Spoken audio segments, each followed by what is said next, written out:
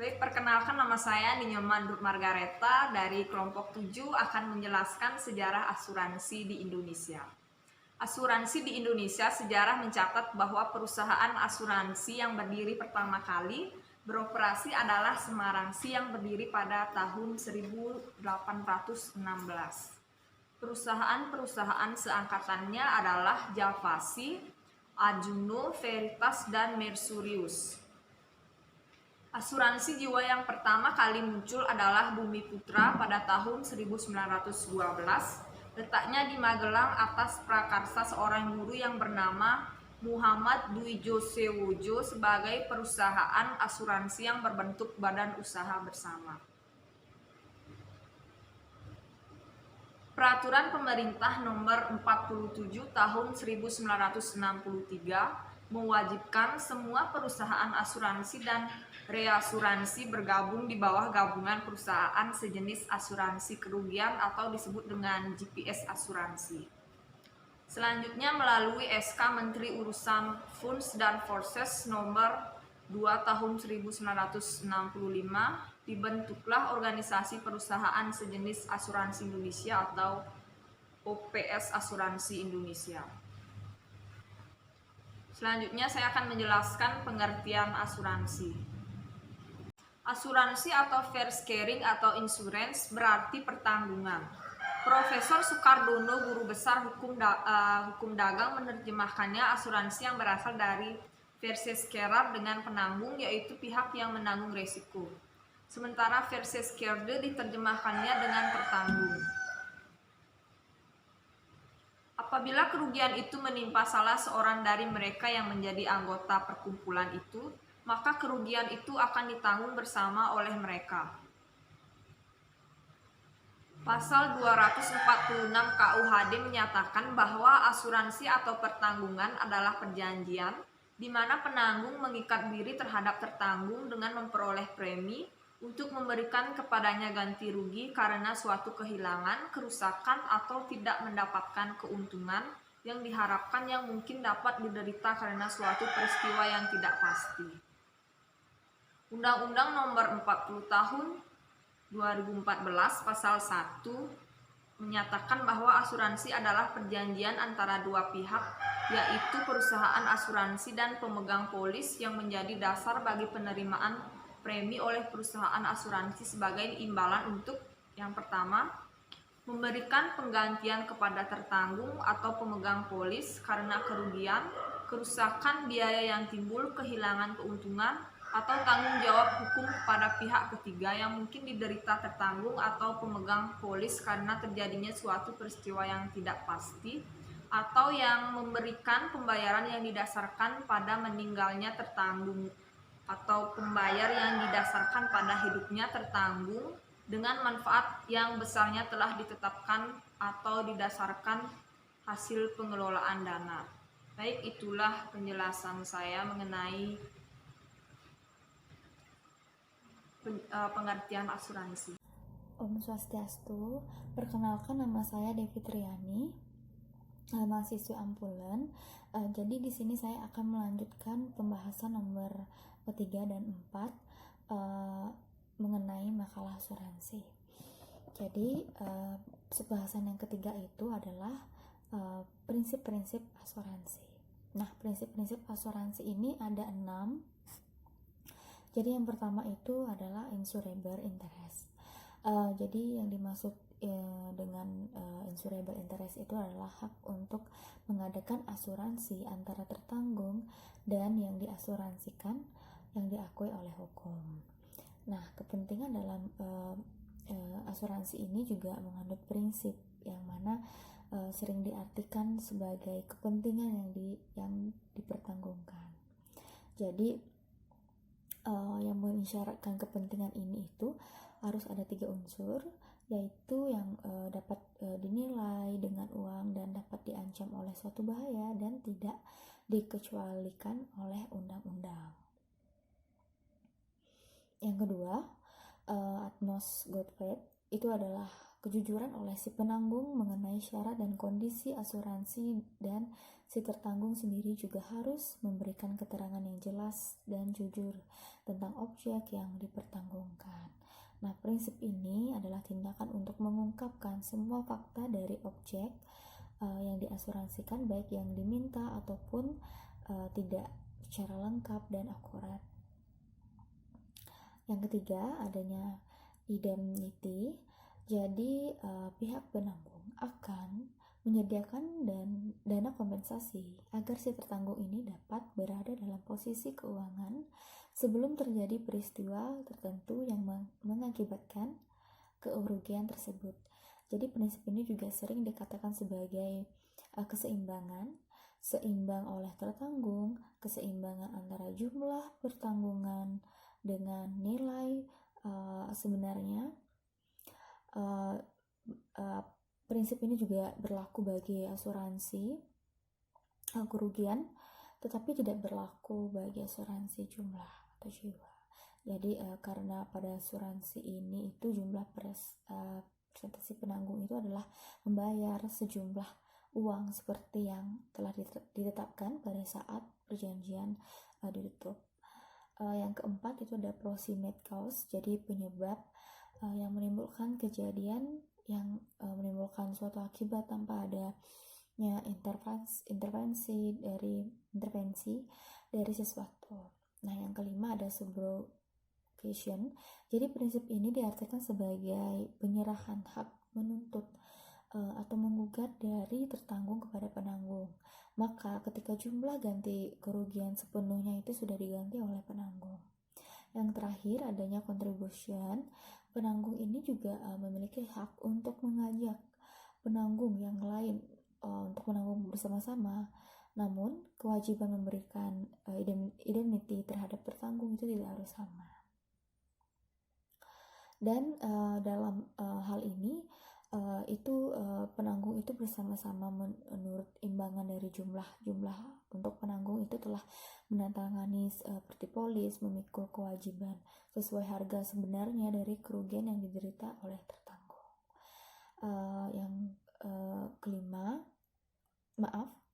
Jadi yang keempat ini ada keuntungan pihak asuransi. Adapun keuntungannya yaitu yang pertama adanya ilmu yang digunakan adalah statistika dan probabilitas. Jadi memperkirakan klaim yang terjadi di hari mendatang. Nah, sebagai contohnya itu adalah asuransi kepemilikan rumah. Jadi pihak tertanggung ini ingin agar jika terjadi kehilangan, maka pihak asuransi akan menanggungnya dengan cara membayar klaim dari mereka. Jadi biasanya uang tersebut jauh lebih besar ketimbang biaya premi mereka.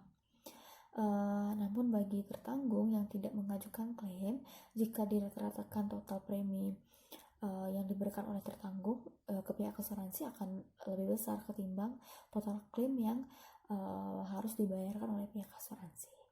Keuntungan yang kedua yaitu bisa diinvestasikan.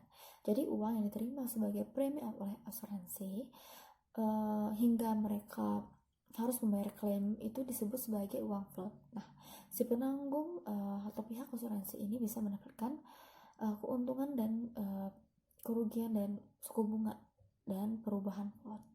Yang ketiga itu tentunya asuransi memiliki manfaat ya bagi yang menggunakannya. Jadi mungkin untuk sebuah komunitas yang bersedia membangun kembali sesuatu yang hilang yang dialami oleh anggotanya, maka asuransi tidak diperlukan karena akan ada yang membantunya jika suatu peristiwa tidak diinginkan itu terjadi. Namun seperti saat ini masyarakat itu sekarang lebih memilih untuk sendiri-sendiri, maka dari itu untuk memperkecil risiko ketika peristiwa yang tidak diinginkan itu terjadi, maka asuransi ini sangat diperlukan. Baik, sekian pembahasan dari saya. Untuk pembahasan yang selanjutnya akan dijelaskan oleh teman saya. Jadi sekian presentasi dari saya. Terima kasih. Om Santi Santi. Perkenalkan, nama saya Komanggian Kristina Yani. Tujuan, manfaat berlakunya asuransi dan fungsi. Yang pertama yaitu bagi pihak tertanggung. Pengalihan risiko dari tertanggung kepada penanggung dengan adanya kontra prestasi yang disebut premi. Tertanggung mengadakan asuransi dengan tujuan mengalihkan risiko yang mengancam harta kekayaan atau jiwanya. Yang kedua, pembayaran ganti rugi. Suatu ketika sungguh-sungguh terjadi peristiwa yang menimbulkan kerugian atau risiko berubah menjadi kerugian, maka kepada tertanggung akan dibayarkan ganti kerugian yang besarnya seimbang dengan jumlah asuransinya.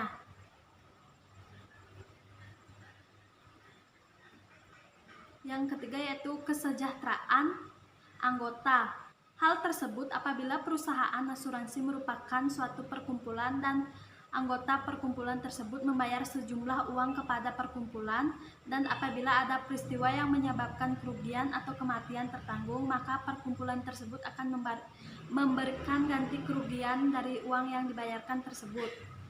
Yang keempat yaitu mengurangi kerugian yang dialami dan menghindari kerugian yang lebih luas. Pihak perusahaan asuransi. 1. Memberikan dorongan ke arah perkembangan perekonomian yang lebih maju. Yang kedua, menghilangkan keraguan bagi wirausaha dalam menjalankan usahanya atau pekerjaannya. Yang ketiga, menjamin penanaman modal para investor. Yang keempat, memperoleh hasil berupa premi atau imbalan jasa yang diberikan. Manfaat asuransi. Asuransi merupakan instrumen hukum yang penting di dunia modern karena memiliki faedah, yaitu 1. Memberikan keamanan bagi masyarakat. Yang kedua, efisiensi perusahaan dapat dipertahankan. Yang ketiga, penarikan biayanya lebih dilakukan seadil mungkin. Dan yang keempat, asuransi merupakan dasar pembelian kredit. Yang kelima, asuransi merupakan alat penabung dan sumber-sumber pendapatan. Berlakunya asuransi. Hak dan kewajiban penanggung dan tertanggung timbul pada saat ditutupnya asuransi walaupun polis belum diterbitkan. Penutupan asuransi dapat dibuktikan dengan disetujuinya aplikasi atau ditandatangani kontrak sementara dan dibayarnya premi. Selanjutnya, sesuai ketentuan perundang-undangan yang berlaku, penanggung atau perusahaan asuransi wajib menerbitkan polis asuransi. Fungsi asuransi. Adapun fungsi asuransi yaitu ada 3. 1. Fungsi asuransi antara lain pemindahan risiko, perkumpulan dana, premi yang seimbang.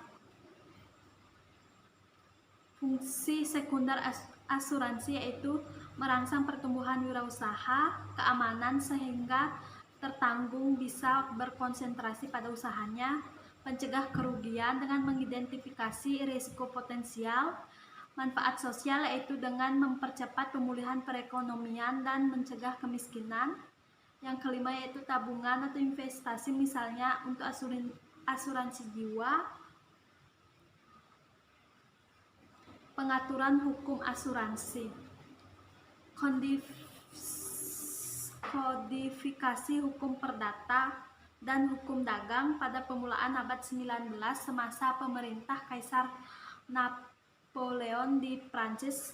Pada waktu itu hanya asuransi yang lain dapat dalam hukum dagang, sehingga diundangkan rancangan kitab undang-undang hukum dagang.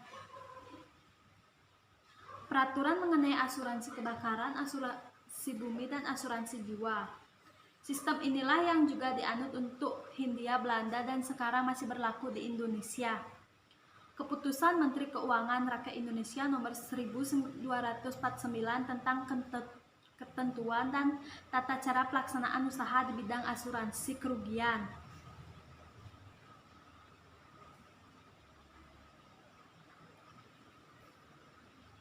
Sistem inilah juga dianut untuk Hindia Belanda dan sekarang masih berlaku di Indonesia. Baik, perkenalkan nama saya Komanilam Pramesti Artana Putri. Di sini saya akan menjelaskan tentang syarat-syarat asuransi dan batalnya asuransi. Baik, langsung saja. Asuransi merupakan salah satu jenis perjanjian khusus yang diatur dalam KHUD. Akan tetapi tentu saja perjanjian asuransi tidak boleh terlepas dari syarat sahnya perjanjian, yang diatur di dalam pasal 1320 BW. Menurut ketentuan pasal 1320 BW terdapat 4 syarat sah perjanjian, yaitu pertama, kesepakatan atau konsensus. Tertanggung dan penanggung sepakat mengadakan perjanjian asuransi. Kesepakatan tersebut pada pokoknya meliputi objek asuransi, pengalihan risiko, dan pembayaran premi, evenement diganti kerugian. Syarat-syarat khusus asuransi: berlakunya perjanjian asuransi bukan pada saat penandatangan polis atau pada saat penyerahan polis. Keberlakuan perjanjian asuransi adalah pada saat kesepakatan. Hal ini sebagaimana tercantum di dalam pasal 257 KUHD, yaitu perjanjian pertanggungjawaban seketika setelah itu diadakan hak mulai saat itu, malahan sebelum polis ditandatangani, dan kewajiban kedua belah pihak dari penanggung dan tertanggung berjalan. Akan tetapi tentu saja untuk hal tersebut harus ada pembayaran premi terlebih dahulu dari tertanggung kepada penanggung. Sebab berdasarkan pasal 246 KUHD tidak dianggap telah terjadi perjanjian pengalihan risiko atau perjanjian asuransi tanpa adanya pembayaran premi. Hal tersebut pula yang membawa kewajiban bagi tertanggung untuk segera menandatangani dan menyerahkannya kepada tertanggung dalam batas waktu maksimal 24 jam. Apabila tidak ditentukan dalam jangka waktu lebih panjang oleh ketentuan Undang-Undang Pasal 259 KUHD, perkecualian tersebut adalah apabila perjanjian asuransi tersebut dilakukan secara tidak langsung atau dengan melalui perantara, maka batas waktu adalah 8 hari setelah melakukan perjanjian atau pasal 260 KUHD. Akan tetapi apabila terjadi permasalahan, maka untuk membuktikan telah terjadi asuransi adalah dengan adanya pembuatan bukti tertulis pasal 258 KUHD. Akan tetapi karena pasal 259 KUHD hanya mencantumkan adanya bukti tertulis, sehingga apabila diperbolehkan untuk kalat bukti nilainya yang dibuat secara tertulis. Yang kedua, ada kesepakatan kewenangan. Kesepakatan kewenangan atau authority.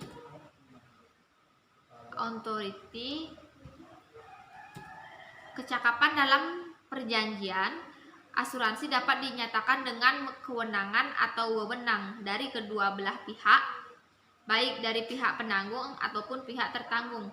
Kewenangan tersebut ada yang bersifat subjektif dan ada juga yang bersifat objektif. Jadi tentu saja dalam hal ini kewenangan yang bersifat subjektif adalah terkait dengan kedewasaan, di mana tentu saja usia dari para pihak harus cakap kum, di mana kecakapan ini diatur di dalam Undang-Undang Nomor 1 Tahun 1974 dan Undang-Undang Notaris, yaitu 18 tahun, sehat ingatan, tidak di bawah perwalian atau pemegang kuasa yang sah. Syarat objektif adalah terkait dengan kewenangan para pihak dan mewakili suatu perusahaan atau hal ini apabila penanggung dan tertanggung berbentuk perseroan terbatas. Selain itu adalah adanya hubungan kepentingan antara tertanggung dengan objek asuransi. Apabila tertanggung tidak memiliki hubungan kepentingan dengan objek, maka penanggung tidak wajib memberikan ganti rugi atau pasal 250 KUHD. Hal tersebut dimaksud untuk mencegah tertanggung mencari keuntungan memperkaya diri dari pemberian ganti kerugian objek asuransi yang bukan haknya. Pasal 264 KUHD mengatur bahwa perjanjian asuransi dapat pula dilakukan dengan beban pihak ketiga, baik berdasarkan amanat umum ataupun khusus, maupun di luar pengetahuan yang berkepentingan sekalipun, apabila pertanggung tersebut tidak dinyatakan dalam polisnya. Maka pertanggungan tersebut dianggap dilakukan untuk dirinya sendiri. Pasal 267 KUHD. Pertanggungan untuk pihak ketiga harus dengan tegas dinyatakan di dalam polisnya. Apakah hal tersebut karena pemberian amanat atau di luar sepengetahuan yang berkepentingan, sebab perjanjian asuransi tanpa adanya pemberian amanat adalah batal menurut pasal 265 KUHD dan pasal 266 KUHD. Yang ketiga yaitu objek tertentu.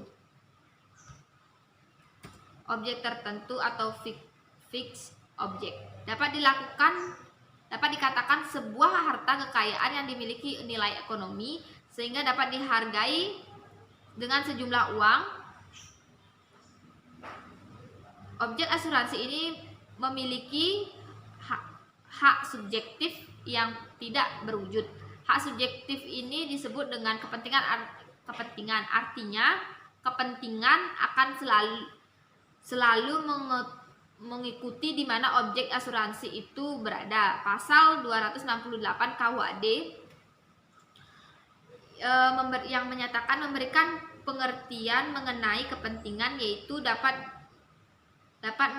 dinilai dengan uang, dapat tercantum bahaya, tidak dikecualikan oleh undang-undang. Oleh hal tersebut dengan maksud bahwa kepentingan tersebut memberi suatu ukuran akan adanya ganti kerugian berupa sejumlah uang. Sedangkan pasal 1.25 Undang-Undang Nomor 40 Tahun 2014 menyatakan bahwa objek asuransi adalah jiwa dan raga, kesehatan manusia, tanggung jawab hukum, benda dan jasa, serta semua kepentingan lainnya yang dapat hilang, rusak, rugi atau berkurang nilainya. Terkait dengan objek asuransi tersebut terdapat satu prinsip yang dianut, yaitu adanya suatu pemberitahuan yang jelas mengenai objek oleh tertanggung.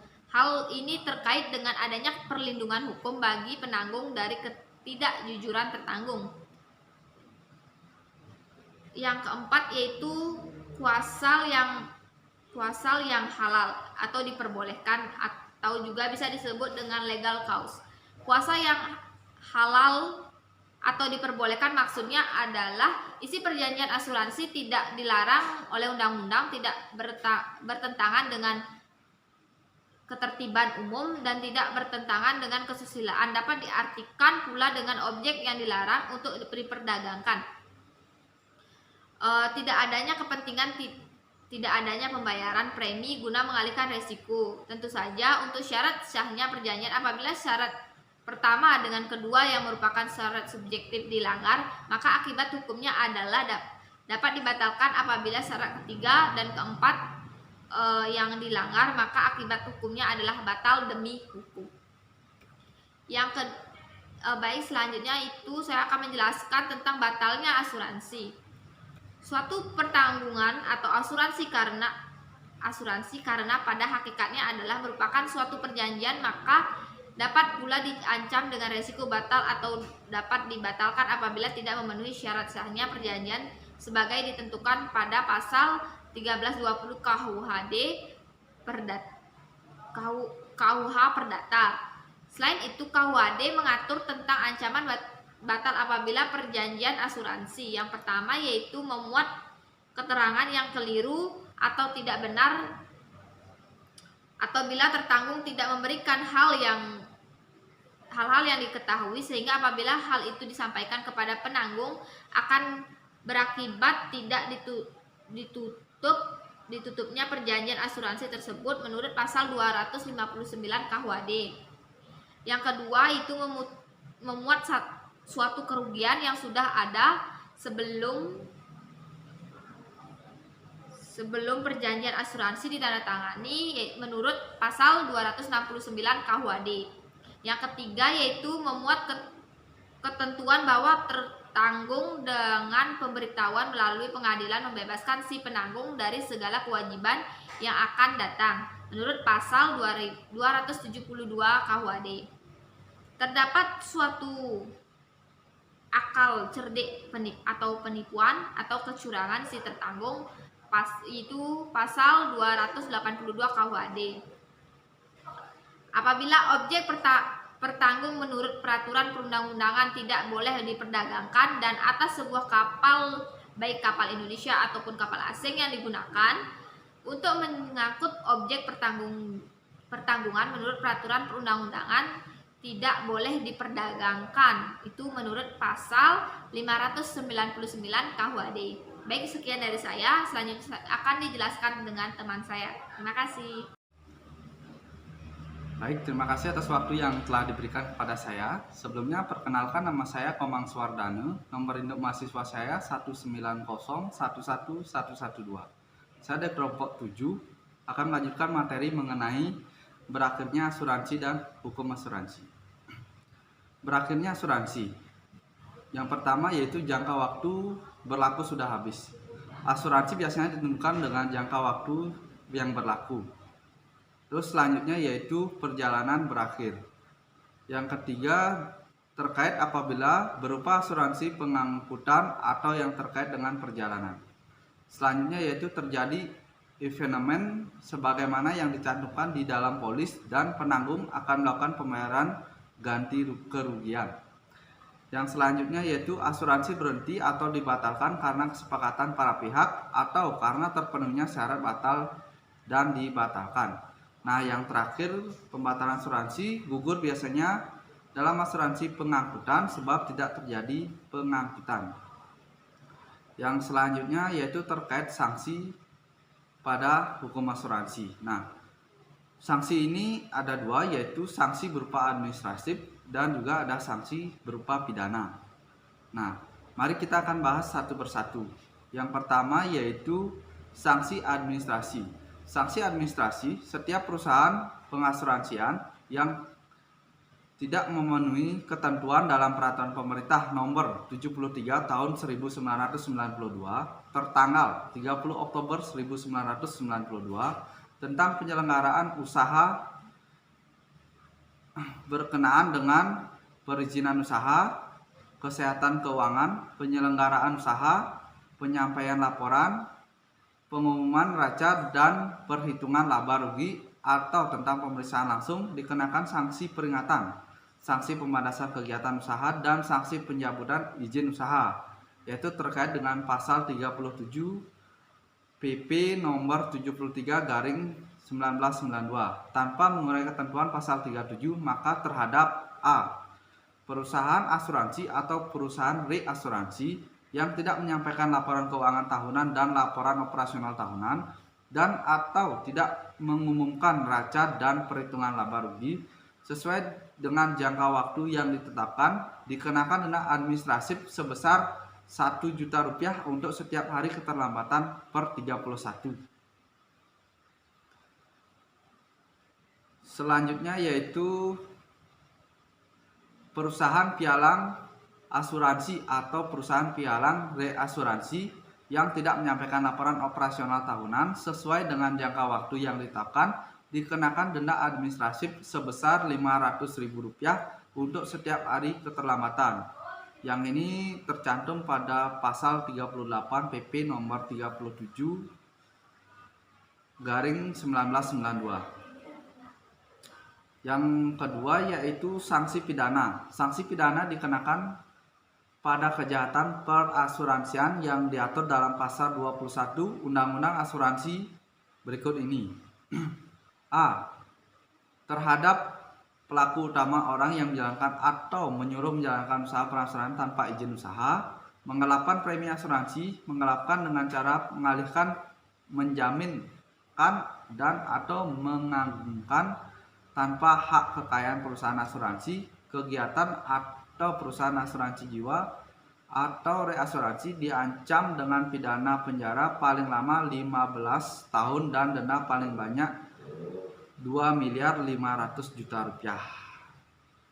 Yang B yaitu terhadap pelaku pembantu orang yang menerima, menadah, membeli atau menanggungkan atau menjual kembali kekayaan perusahaan hasil penggelapan dana dengan cara tersebut yang diketahuinya atau patut diketahuinya bahwa barang-barang tersebut adalah kekayaan perusahaan asuransi kerugian atau perusahaan asuransi jiwa dan perusahaan asuransi, diancam dengan pidana penjara paling lama 5 tahun dan denda paling banyak 500 juta rupiah.